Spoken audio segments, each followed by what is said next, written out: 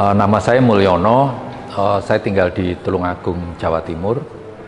Nah, kegiatan saya selama ini, saya sedang mendampingi komunitas ludruk yang ada di Jombang Utara. Terus kemudian saya di rumah juga melukis.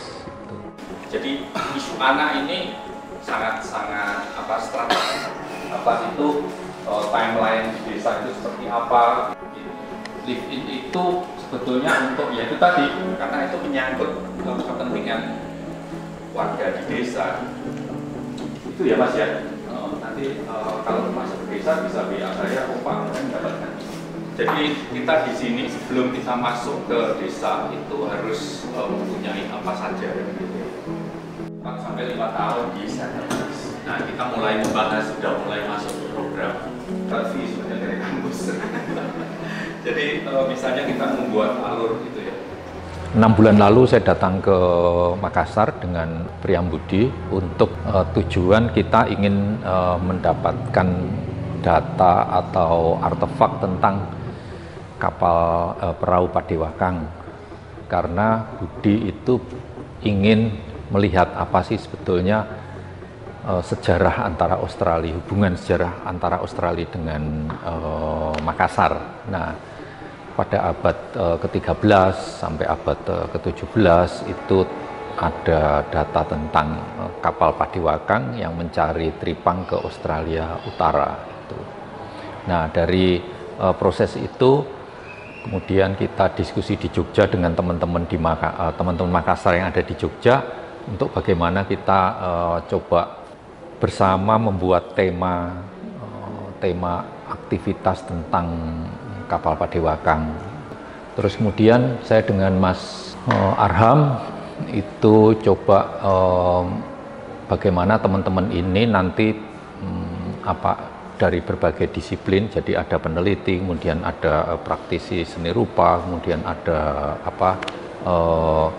aktivis budaya juga. Nah, itu coba merumuskan untuk membuat satu seperti project gitu ya, pilot project tentang kapal Padewakang. Dan Mas Arham memberitahu saya tentang bagaimana seandainya karya saya, kalau saya membuat karya itu ikut dipamerkan di Makassar Biennale. Nah, itu yang kemudian saya dihubungkan dengan Mas Jimpe, kerjasama itu terjalin kan, dan kemudian saya terlibat di dalam Makassar Biennale ini dengan karya tentang Lunas Padewakang. Karyanya berjudul Suara Jiwa Padewakang. Bertemu dengan tema besarannya tentang maritim. Jadi betapa magisnya, betapa sakralnya ritual-ritual yang ada di Lunas Padewakang. Ingin bertanya juga atau memberikan impresi? Salah satu hal yang bisa membawa orang untuk pergi merantau jauh adalah keyakinan dan keberanian dirinya. Begitu Mas Jimpe meng-email tentang keikutsertaan saya di Biennale, terus kemudian saya memberikan ide kan gitu, bahwa mungkin kemungkinan saya akan membuat tentang Padewakang karena temanya Makassar Biennale itu adalah maritim. Terus kita komunikasi, terus saya juga mengangankan akan membuat karya tentang Padewakang. Terus Mas Jimpe mengirimi saya buku referensi tentang Padewakang. Nah, saya membaca buku tersebut, Voyage of Marije, itu bukunya. Nah, di situ saya melihat bahwa ini analisis dari kacamata orang Barat, dia lebih ke analisis rasional gitu. Analisis rasional. Nah, saya ingin melihat di balik analisis rasional itu kenapa orang Makassar berani untuk berlayar sampai ke Australia Utara. Nah, karena pada waktu itu belum ada teknologi, jadi masih manual gitu. Nah, itu apa yang mendorong. Nah, saya coba juga tanya ke beberapa teman gitu, ternyata pembuatan Padewakang itu dimulai dengan ritual kan gitu. Dan ritual itu berada pada lunas kapal Padewakang. Jadi kalau saya ibaratkan itu bahwa spirit yang ada di lunas Padewakang itu, ritual yang ada di lunas Padewakang itulah yang menjadi seperti pemicu ya, pemicu keberanian orang untuk atau percaya diri orang untuk berlayar ke Australia. Seumur-umur saya itu belum pernah mengajar. Saya itu hanya dihadapkan 12 anak kelas 1 tahun 83 kan.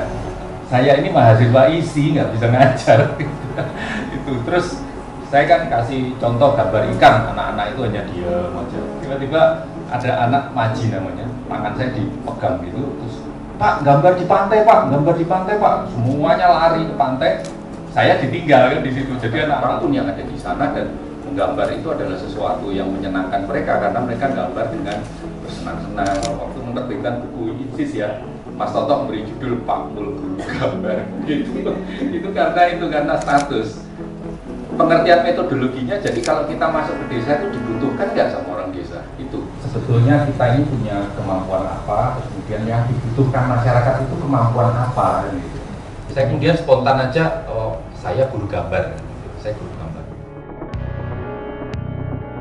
Ya sebetulnya kebetulan yang tim visualnya itu Mas Arfan ini kebetulan kan adiknya Mas Arham kan gitu ya. Jadi secara emosional, secara psikologi saya jadi cepat akrab kan gitu. Dari dialah kemudian saya banyak diskusi untuk kebutuhan bahan, kebutuhan alat, terus kemudian juga bagaimana mendisplaynya kan gitu. Nah ini jadi hubungan seperti hubungan keluarga. Jadi bukan dia adalah artisan saya atau dia art handler saya, bukan gitu. Itu yang memudahkan untuk komunikasi ini, dan saya juga minta pertimbangan tentang misalnya komposisi instalasinya di mana kan gitu. Dan juga ini banyak yang menyelesaikan dia sebetulnya secara teknis ya. Secara teknis itu yang memilih itu kayu, yang milih besi, itu dia yang menjalankan. Jadi itu memang menjadi relasi yang produktif gitu. Relasi yang produktif ya. Tentu ada hal-hal yang kurang kan gitu, tapi ini menurut saya memang karya saya ini juga memang agak sulit ya difahami oleh orang yang tidak punya latar belakang seni rupa kan gitu, karena saya bicara tentang konsep gitu. Jadi bukan karya yang naratif linier gitu. Tapi ini proses ini berjalan dengan baik ya, berjalan dengan menurut saya sangat produktif ya.